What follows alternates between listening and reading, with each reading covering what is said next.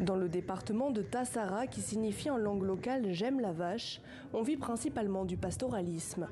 Les populations nomades en provenance du Mali s'arrêtent dans ces stations pastorales pour laisser boire leurs troupeaux avant de reprendre la route des pâturages. C'est une zone vraiment qui convient beaucoup aux animaux. Ce sont des villages qui ont été très habités et la plupart maintenant est abandonnée par la suite de l'insécurité. L'État vraiment, peut-être les localités, là, ça fait presque 3-4 ans que personne n'est venu ici. La population se voit que vraiment elle est abandonnée même. Et c'est ça le problème qui fait que les gens remontent de l'ouest pour aller à l'est. Les populations limitent alors leurs déplacements en brousse pour se concentrer dans les zones habitées, comme ici, jour de marché. Voilà.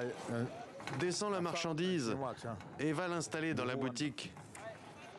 Comme la plupart des commerçants, Boulrel s'approvisionne en Algérie, frontière la plus proche, à 400 km au nord. Pour un sac de riz de 5 kg, il faut compter 9 € contre le double au Niger.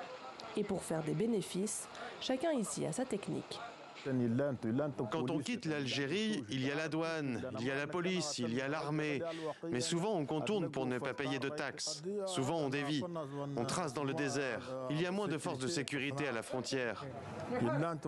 C'est tellement vaste qu'on ne peut pas contrôler. Les gens évitent la douane parce que c'est cher. Si tu passes par la douane, tu ne vas pas gagner grand-chose, donc les gens fraudent. Ils font ça pour survivre. Pour joindre les deux bouts, Alassane a installé ce stand pour charger les téléphones des clients qui, le plus souvent, n'ont pas accès à l'électricité. Pour 200 francs CFA, tu peux charger ton téléphone. Sinon ici, il n'y a pas de travail.